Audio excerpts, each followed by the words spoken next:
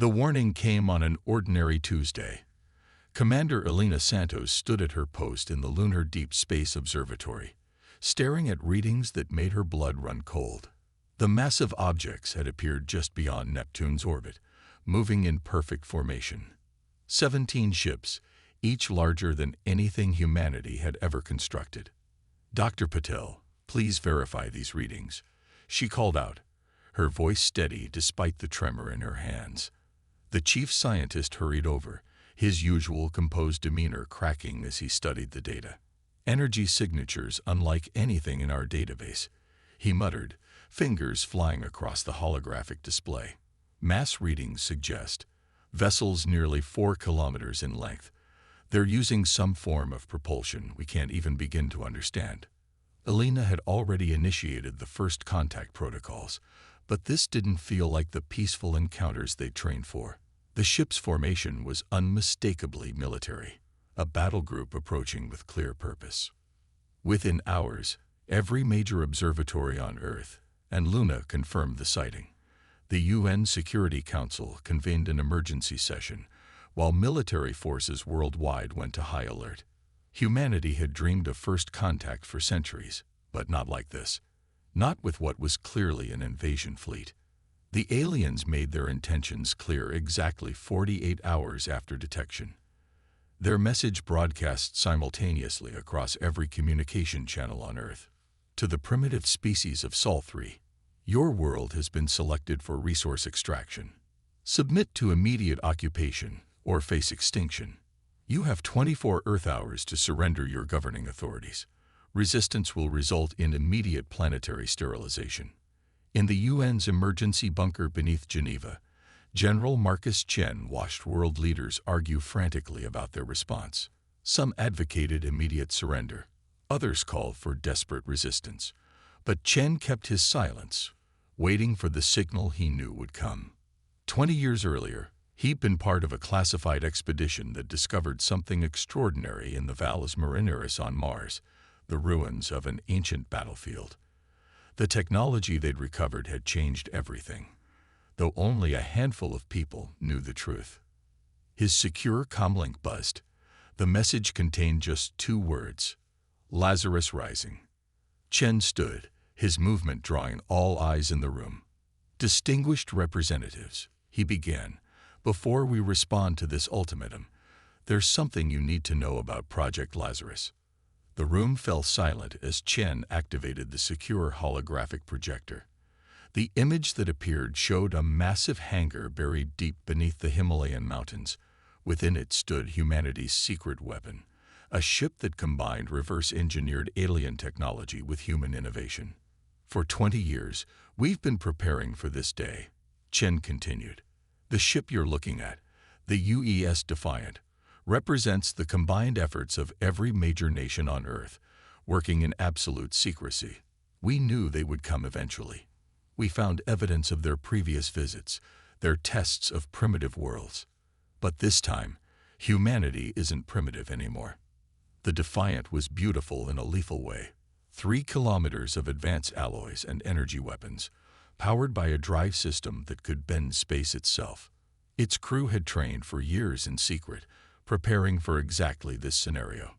"The aliens expect us to either surrender or launch a futile resistance with our conventional weapons," Chen explained. "They don't know about the Defiant. They don't know we've been studying their technology since before the first moon landing.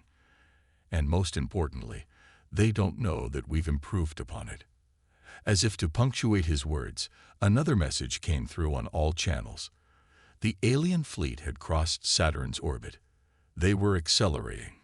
"Ladies and gentlemen," Chen concluded, "I'm not here to ask for permission to launch. The Defiant is already leaving its hangar. I'm here to inform you that humanity is about to show these invaders exactly why they should have chosen their targets more carefully." On screens worldwide, people watched in awe as something massive broke through the clouds above the Himalayas. The UES Defiant rose majestically into the sky, its hull gleaming with a metal that seemed to drink in light itself. As it accelerated toward orbit, its engines left trails of impossible colors in their wake. Humanity's answer to those who thought they could simply take our world. The aliens had given Earth 24 hours to surrender. Instead, they were about to learn a crucial lesson. Never underestimate a species that had spent its entire history preparing for war while dreaming of the stars. The first battle for Earth's survival was about to begin, and humanity had no intention of fighting fair. Captain Sarah Jung stood on the bridge of the UES Defiant, watching Earth shrink behind them. The ship's quantum displays painted the command deck in soft blue light, showing the alien fleet's approach vector. They were still accelerating through the asteroid belt, clearly not expecting any resistance until they reach Earth orbit. "All systems nominal, Captain," reported Commander David Rodriguez, her XO. "Quantum drive is performing beyond specifications. We're ready for combat configurations." Sarah nodded, remembering the years of preparation that had led to this moment. The Defiant wasn't just a warship.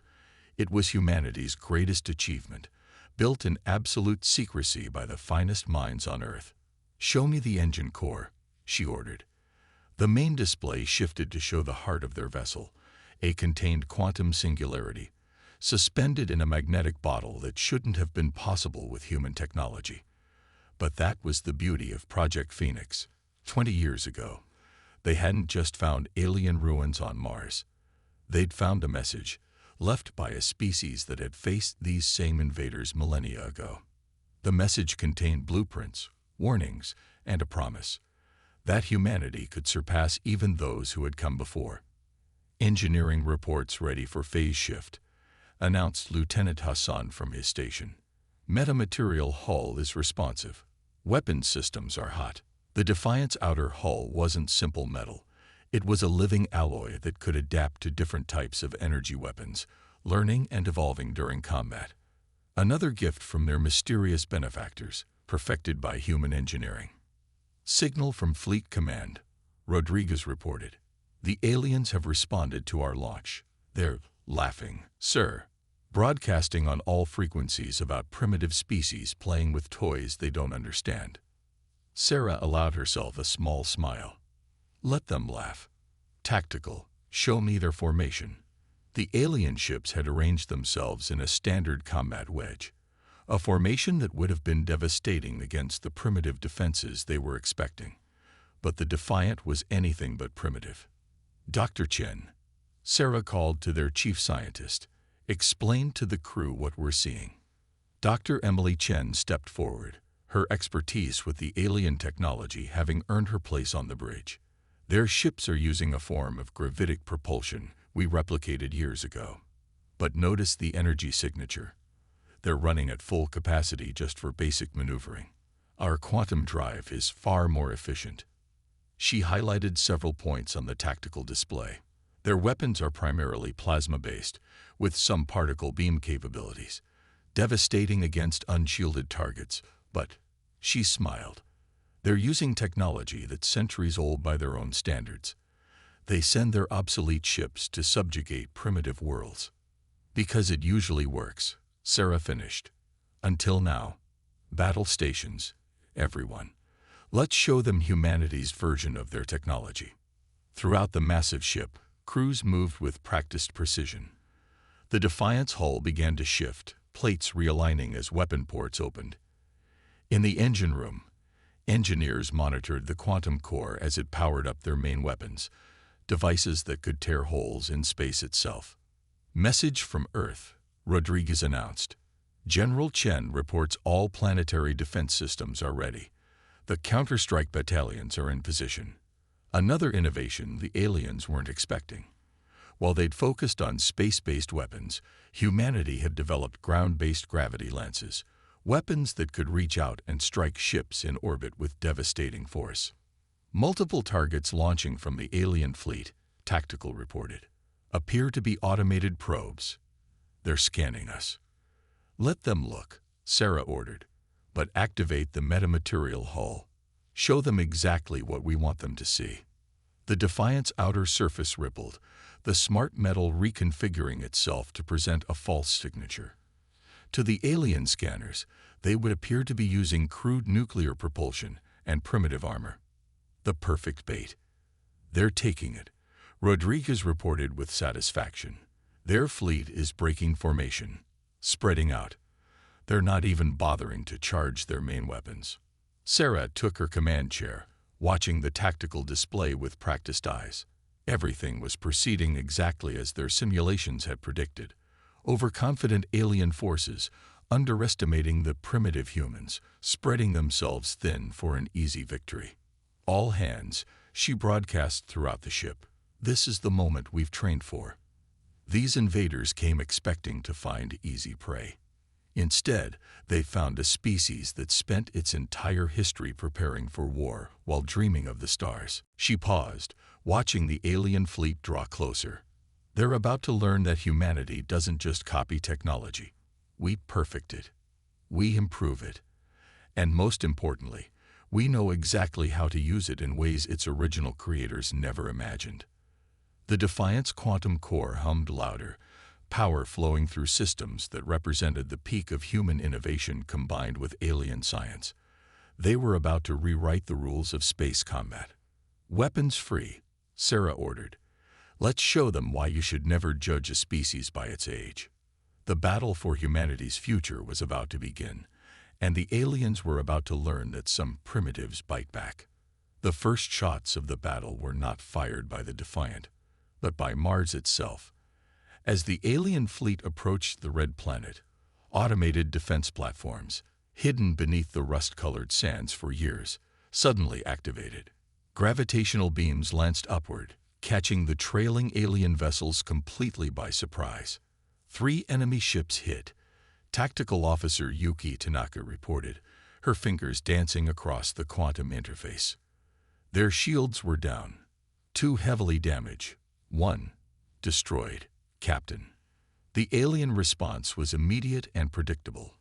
Their neat formation dissolved into chaos as they realized the supposedly primitive humans had teeth.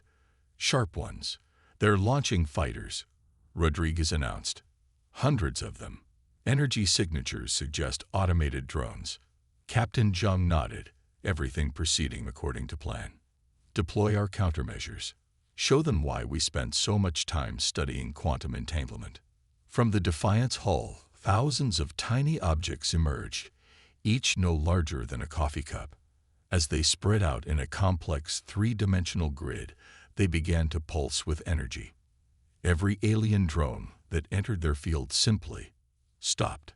Their quantum processors, entangled by the human devices, caught in an infinite loop. "Fascinating," Dr. Chen muttered, studying the readings. "They're still using binary quantum computing. They never considered using trilionary systems like we developed." The alien motherships were regrouping now, their initial shock wearing off. Energy readings showed them charging their main weapons, planet killer rays designed to shatter worlds. "Now they're angry," Sarah observed calmly. "Exactly where we want them. Activate the Prometheus protocol." Deep within the Defiant's quantum core, something impossible happened. The contained singularity that powered their ship began to resonate with its counterparts, the ones hidden in the defense platforms across Mars. A web of gravitational distortion spread between them, invisible but devastating. "Multiple enemy ships reporting structural failures," Tanaka called out. "Their artificial gravity systems are being torn apart by the quantum resonance." The alien fleet's formation had completely broken down now. Some ships were retreating, others pressing forward in desperate attacks. Their confident invasion had turned into a nightmare of superior human technology. "Message from their flagship," Rodriguez reported. "They're demanding our surrender. They're claiming we've stolen their sacred technology and have no right to use it." Sarah's laugh was cold. Response: "We didn't steal anything. We improved it. Tactical. Demonstrate the Lancaster device." The Defiant's hull shifted again, plates realigning to reveal something that looked deceptively simple, a sphere of pure darkness. Dr. Chen's greatest creation, named after the legendary bombers of Earth's past. "Lancaster device active," Tanaka reported. "Target acquired. Fire." The sphere launched silently toward the alien flagship. As it approached, it began to grow, drawing in light itself. The alien vessel's shields flared brilliantly against the attack, then collapsed as the device passed through them like they didn't exist. "Direct hit," Tanaka announced. "The Lancaster device is performing beyond expectations." On the main screen, they watched as the alien flagship began to fold in on itself, crushed by forces its designers had never imagined possible. The sphere of darkness consumed it from within, leaving nothing but scattered debris. "Broadcast on all frequencies," Sarah ordered. "To the remaining invasion fleet. That was our warning shot. Your technology is centuries old, maintained but never improved. While you grew complacent, we evolved. Every weapon you possess, we've studied and enhanced. Every defense you rely on, we've learned to bypass." She paused, letting the destruction of their flagship sink in. "You have 1 hour to retreat beyond Neptune's orbit. After that, we demonstrate our actual weapons." The alien fleet hung in space, their formation shattered, their confidence broken. They had come expecting to find primitives playing with stolen toys. Instead, they had found humanity, a species that had taken those toys and turned them into something terrifying. "Multiple ships powering up their drive systems," Rodriguez reported. They're retreating, Captain." Sarah nodded, but her expression remained serious. "Maintain battle stations. Dr. Chen, begin analysis of their debris. I want to know everything about their actual capabilities. This isn't over, it's just the first round." She was right. As the alien fleet fled, their ships vanishing into faster-than-light travel, everyone on the Defiance Bridge knew this was just the beginning. Humanity had announced its presence to the galaxy in the most dramatic way possible. The stars themselves had witnessed their arrival, and the universe would never be the same. Captain Zhang studied the holographic display, showing the wreckage of the alien flagship, now floating in a controlled pattern around Mars. Something wasn't right about the energy signatures they were detecting. "Dr. Chen," she called out, "look at these readings from Compartment 7. Those fluctuations shouldn't be possible in a dead ship." The scientist moved closer, her eyes widening as she analyzed the data. "Captain, those are biosigns. Multiple species, all in some form of suspended animation. This wasn't just a warship, it was a prison transport." The revelation hit the bridge crew like a physical blow. The invaders weren't just conquerors. They were slavers, collecting species from across the galaxy. "Life support status in those chambers," Sarah demanded. "Failing. But we have maybe 6 hours before total system collapse," Dr. Chen replied. "The stasis fields are deteriorating." Sarah's decision was immediate. "Commander Rodriguez, prepare a rescue operation.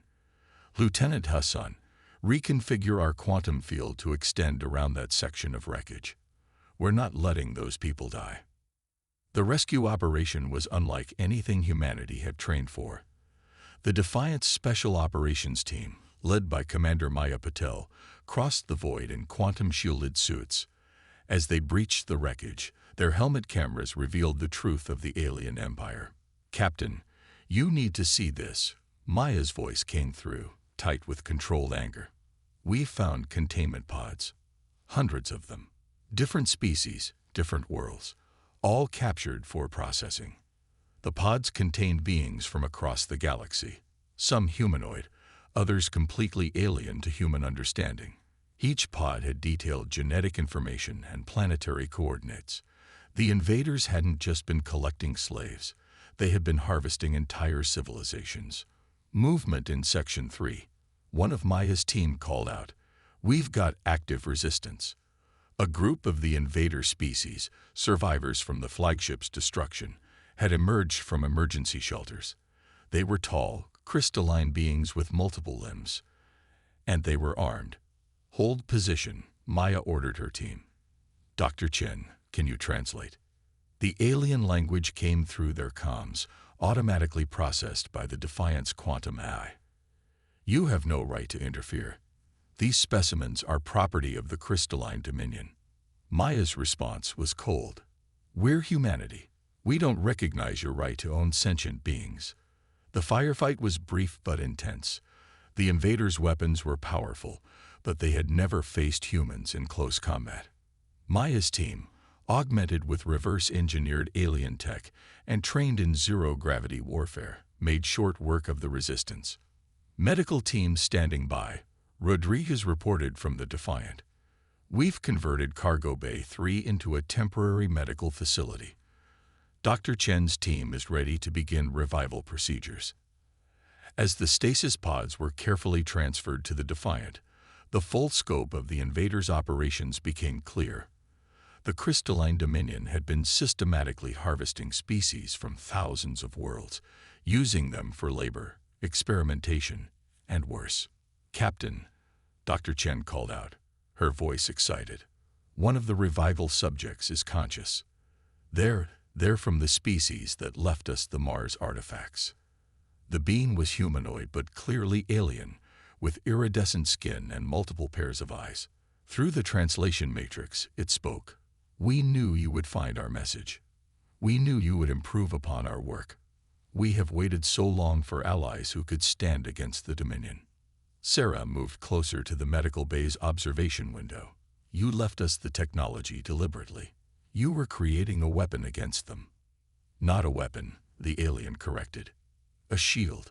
We saw in your species what we lacked, the drive to constantly improve, to take existing technology and push it beyond its limits. The Dominion grows stagnant, relying on the same methods for millennia. But you took our basic designs and created things we never imagined possible." The implications were staggering. Humanity hadn't just been defending Earth. They had unknowingly been preparing to liberate the galaxy. "How many other species are enslaved?" Sarah asked. "Thousands, but now they have hope." The alien's multiple eyes focused on her. "You have proven what we believed, that humanity's greatest strength is not the technology you wield, but your relentless drive to improve upon everything you touch." Sarah turned to her crew, seeing the same determination in their eyes that she felt. "Commander Rodriguez, send word to Earth. Tell them we're going to need more ships. It seems humanity has a bigger job ahead than we thought." The Defiant had been built to defend Earth, but now it would become something more, the first ship of a liberation fleet. The crystalline Dominion had spent millennia building their empire of slaves. They were about to learn that humanity had a very different vision for the galaxy. 6 months after the Battle of Mars, the UES Defiant led a very different kind of fleet. Behind it flew ships from a dozen liberated worlds, each incorporating humanity's improvements to their own ancient technologies. Earth's shipyards worked continuously, producing vessels that combined the best of human innovation with alien knowledge.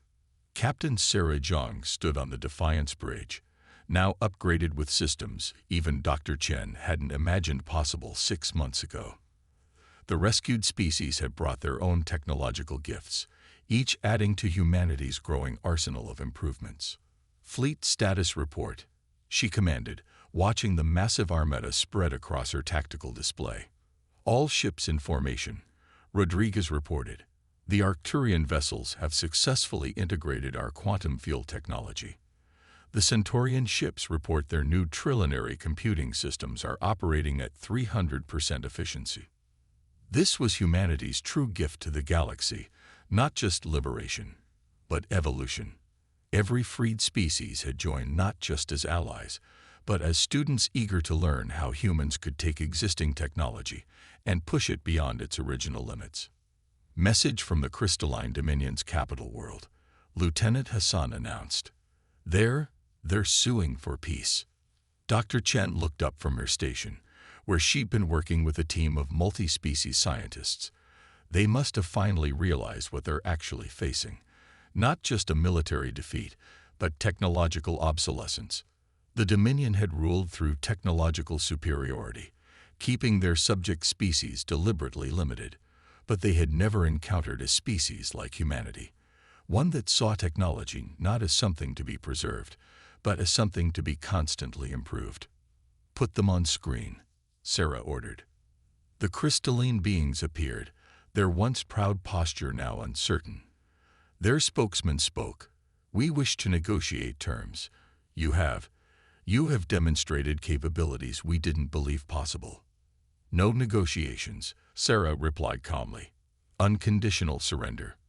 Release of all enslaved species. Complete access to your technological database. Not for us, but for every species you've suppressed. Those are our terms. You would give our sacred knowledge to primitives." The crystalline being's tone was horrified. Sarah smiled. "We're going to give them something better.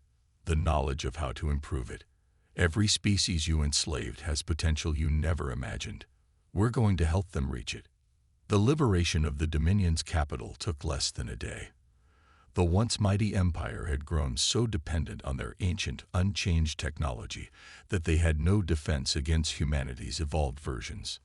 In the aftermath, Sarah stood in the Defiance main conference room, now filled with representatives from dozens of species.